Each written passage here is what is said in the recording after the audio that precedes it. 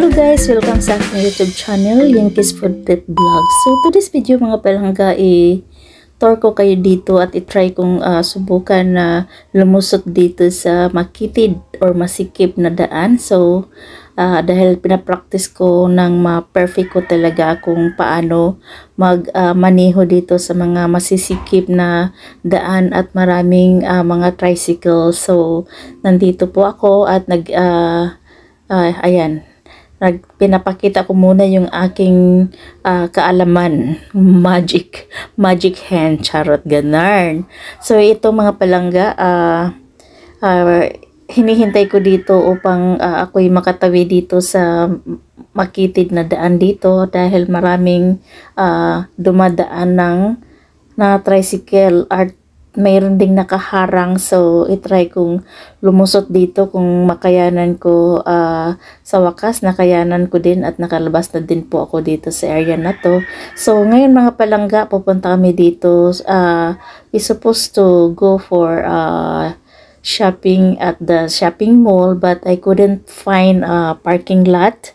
But then so that's why we get out of this shopping mall building because I cannot get the parking lot. And you know what happened? I still pay the ticket, that which is yung nakuha ko na ticket doon sa guard para makapasok kami sa building.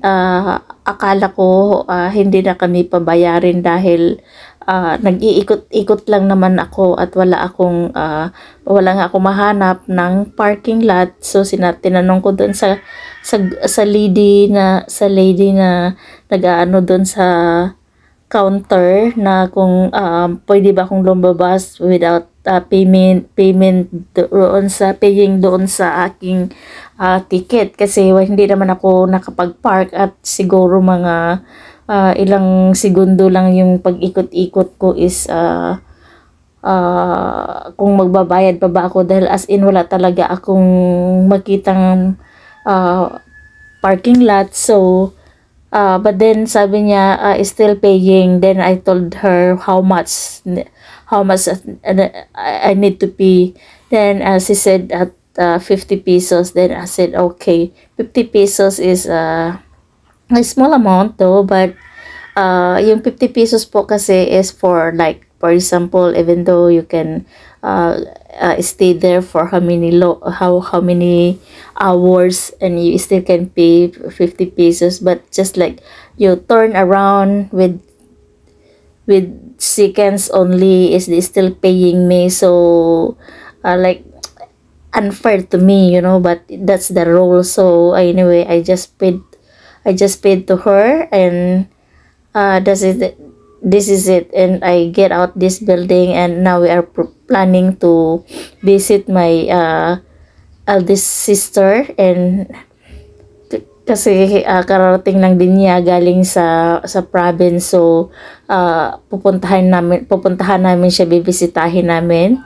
So ngayon inaaralan ko pa yung kalye kasi hindi ko pa talaga kabisadong drive ng mga sa ibang lugar, kasi hindi ko pa kabisado talaga, as in ilang taon pa lang po ako dito sa Pilipinas, ay ilang months, I think, yeah, just a month only. And ito paikot-ikot po muna ako, so hindi ko pa kabisado yung mga kalye dito, kaya yung isa kong kapatid ay kasama ko at siyang mag-guide kasi mas kabisado niya yung daan. So dito kami at nag-drive na ako papunta doon sa kanila, at so far very smooth naman yung aming dinadaanan, kaya yun, walang problema sa aking pag-drive. So stay tuned mga palangga, kasi marami pa ako i-share sa inyo sa mga other vlogs ko pa, other videos ko na marami akong na-captured na nakakatawa. Ayan, so stay tuned lang, kasi yan tayo lagi ko itong ginagawa para lang mayroon akong ma-video, at meron din akong pinaplano na i-video, which is maganda siya at gusto kong tulungan itong tao na to dahil bukod sa parang nahihirapan siya na wala siyang family, which is siya lang mag-isa, wala siyang bahay, natutulog lang siya sa kalsada. So naaawa po ako, kaya binibigyan ko po siya ng pagkain, which is hindi ko na lang pinapakita dito sa video kong ito, but baka sa next time na bigyan ko siya ulit at kung paano ko siya binibigyan ng pagkain ay ipakita ko na po sa inyo. At nakakaawa po talaga siya dahil bukod sa nakakaawa na parang nakakatakot yung itsura niya na maaawa ka dahil nga wala siyang tinitirahan, nakatira lang siya sa kung saan-saan, even though pasintabi sa may kumakain sa oras na ito, kung saan lang siya dumudumi. So which is parang wala siyang proper talaga na linisin yung kanyang katawan. So siguro na ang edad niya is nasa 70 years old na siya, mga palangga. So itry kong tulungan siya na bigyan ng damit para malinis niya yung sarili niya. So yan namang ginagawa ko palagi sa mga nakikita ko, even dito sa kali dito kung may na humihingi ay binibigyan ko po talaga, pero tinitignan ko din yung binibigyan ko na kung talagang ito bang tao na ito ay karapat-rapat bang tulungan. So yan pong ginagawa ko. So stay tuned po, mga palangga. At ang sarap tumulong, mga palangga, lalo na sa nakikita mo sila na pag tinutulungan mo sila ay talagang sinisikap din nilang sarili nila na tulungan. Ang sarap-sarap tulungan nila. So stay tuned, mga palangga, and dito lang ako magtatapos dahil maingay yung ano ko dito at nag-uusap kami. So stay tuned hanggang sa ako'y matapos dito sa pagbibideo po na ito, at see you on my next video. Thank you for watching, and please subscribe my channel, Ying's Gift Vlog, and i-share nyo na din po, at don't forget to click the bell button so that every time na meron po akong new videos, follow up ko po kayo, updated po kayo. Thank you for watching, and bye-bye for now.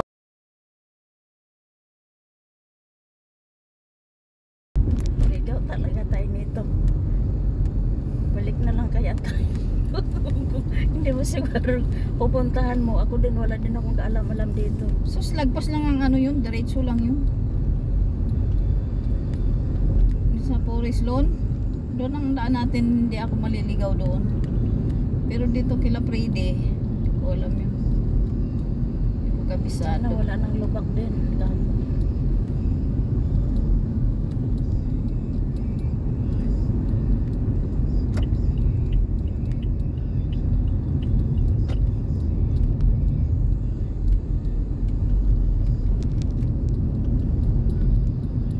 Parang tama na to, bago po makarating tayo dito sa swimming pool. Mag-swimming na lang. Mag-swimming na lang ta. Buti kung may mga Dito dalang ka banda, oh. may dalang damit ka din. Wala rin. O di, anong gagawin? Sayang lang tayo ng gas. Ang mahal-mahal pa naman ang gas ngayon, mga inday. Saan eh? Wala kang dalang damit? May dala ka na ba? O sige na. Tara ka na.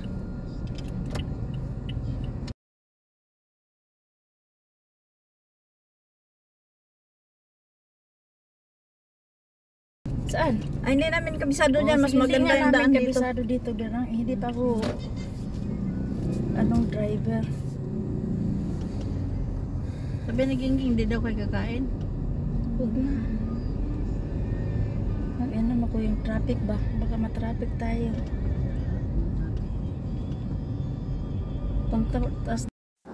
Dito naman mga palangga ay smooth na yung aking pagdadrive dito kasi palabas na ito sa highway. Kaya ayan, stay tuned kasi marami akong kabanatang i-vlog dito.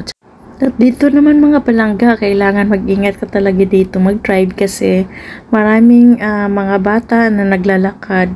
Kaya ako talaga dito, dobling ingat ako dito. Inom pa more. Ganyan talaga mangyayari sa mga makukulit, o diba? So dapat kasi wag silang mag-inom at mag-iingat sila para malayo sa disgrasya. Kaya yun, makikita natin kakulitan nila, kaya talagang ganyan ang mangyayari sa kanila, o diba? Di kung nag-ingat sana sila, o di walang mangyari sa kanila, ganun lang yun, ganun. Ito ka.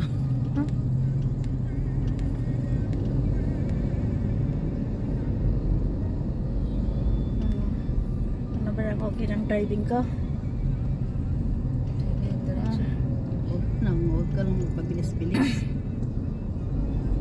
Darating na ata kami ng UBSIA eh. Gusto ko na nga umuwi eh. So lang hindi pa tapos. Gusto ko uwi tayo doon, maganda doon, ang sarap mag-drive kaya doon, kaya gusto ko mag road trip talaga kasi maganda.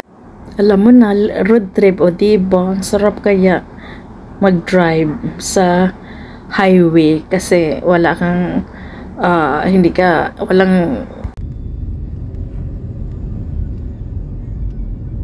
diretso lang to. Dapat pala kinarga ko na yung mga bag ko doon. May bag pa akong dalawa pala doon. Para diretso nang uwi ko. Sana na umuwi tayo sa Baysika. Balikan natin. Naku pa ikot-ikotin dyan.